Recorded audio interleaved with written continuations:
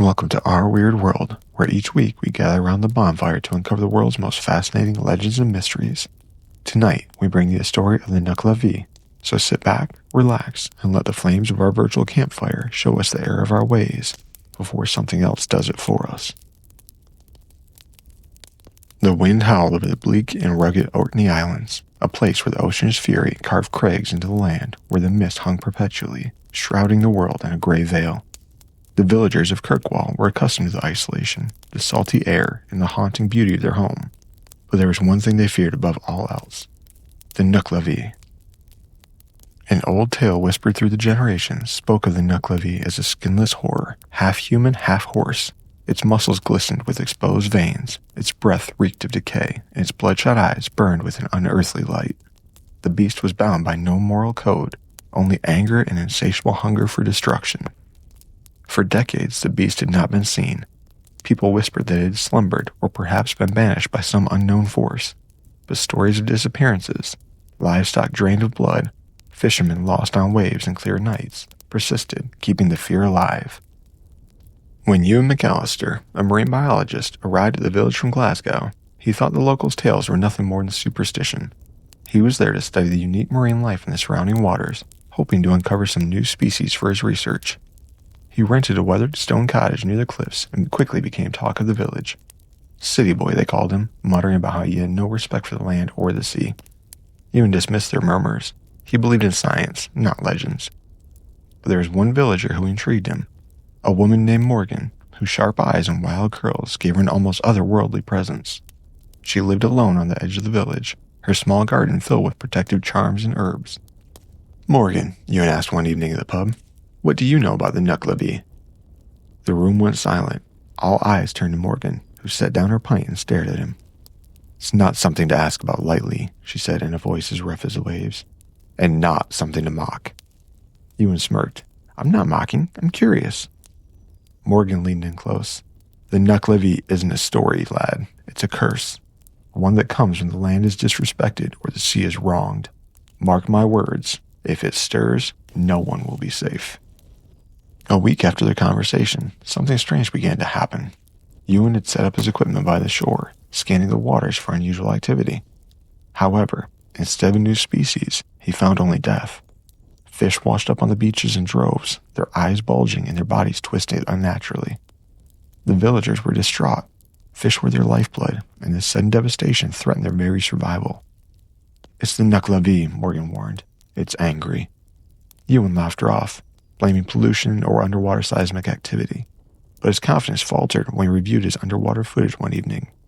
Among the rippling seaweed and darting shadows, something enormous moved, a hulking figure, its shape indistinct but undeniably unnatural. The water around it seemed to boil, and a low guttural noise filled the audio. Ewan replayed the footage over and over, convinced it had to be a trick of the light or a malfunction. But deep down, a seed of doubt took root. That night, Ewan couldn't sleep. The wind slammed against the cottage, and the sound of waves crashing against the cliffs was deafening.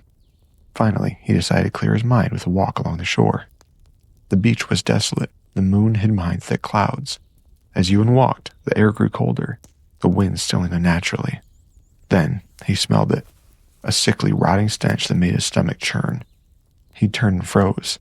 There, down the beach, he saw it. Emerging from the waves was the Nuckelavee. The creature was worse than any description. Its human torso melded grotesquely with a horse's body, and its fleshless form glistened in the moonlight. Its eyes locked onto Ewan's, burning with malice. It let out a bone-chilling roar, and Ewan ran, stumbling over rocks and sand as the beast's heavy, wet hooves thundered behind him. Ewan barely made it back to the village before the Nuckelavee stopped his pursuit, retreating back to the sea. He banged on Morgan's door, panting and pale. She opened it, her expression grim. "You've seen it, haven't you?" she asked. Ewan nodded, too shaken to speak. The next morning, Morgan gathered the village elders. They spoke of the Nuckelavee's wrath, which always came as punishment for human folly. Centuries ago, it had nearly destroyed the island when a lord tried to drain a loch for farmland. It was only appeased when the villagers performed a ritual of atonement, offering sacrifices to the sea. "It's angry again," Morgan said. "Something has disturbed it." Ewan realized with horror that he might be the cause. His equipment had included sonar devices which could have disrupted marine life. Worse, he had taken samples from a strange coral formation he found near the cliffs, unaware that it may be sacred to the Nuckelavee. "I didn't know," he said, his voice breaking. "I didn't mean to—" "Intent doesn't matter," Morgan interrupted. "We have to act before it destroys us all." Under Morgan's guidance, the villagers prepared the ritual. They crafted offerings from driftwood and sea glass, inscribing them with protective symbols. They gathered on the shore at midnight, chanting ancient prayers as they cast offerings into the waves. Ewan stood among them, feeling both out of place and deeply humbled. As the last offering was thrown, the sea grew still, and for a moment he thought they had succeeded. But then the water churned violently. The Nuckelavee rose again, its fury unequaled. It charged toward the villagers. Its scream was splitting the night. Morgan grabbed Ewan's arm. "You brought this on us. You must be the one to end it." She handed him a small blade edged with runes. "Strike its heart. Only then will it return to the depths." Ewan's terror was matched only by his determination. He ran toward the creature, ducking under its grasping arms. The stench of decay was overwhelming, and its glowing eyes seemed to bore into his soul. With a surge of adrenaline, Ewan plunged the blade in the Nuckelavee's chest. The beast let out a deafening wail, its form collapsing into itself. As it dissolved into the waves, the sea grew calm and the air felt lighter. The villagers stood in stunned silence. Morgan approached Ewan, her expression a mixture of both belief and respect. "You've done what few could," she said. "But remember, the Nuckelavee is never truly gone. It sleeps, waiting for the next time humanity forgets to respect the balance." Ewan left the Orkney Islands soon after, forever changed by his encounter. He returned to Glasgow, his research untouched, and his dreams haunted by the creature's glowing eyes. He spent the rest of his life advocating for the preservation of marine ecosystems more passionately than ever before, hoping to atone for his unwitting transgression. In Kirkwall, the villagers returned to their routines, but the story of the Nuckelavee was told with renewed vigor. Morgan continued her quiet life, tending her garden and keeping watch for signs of the beast's return. And deep beneath the waves, the Nuckelavee slumbered, its rage simmering, waiting for the day it would rise again. As we leave you here, remember, the legends of our weird world are boundless. If you've enjoyed the stories, please like, share, and subscribe to our channel for more content. Your support enables us to keep these stories alive.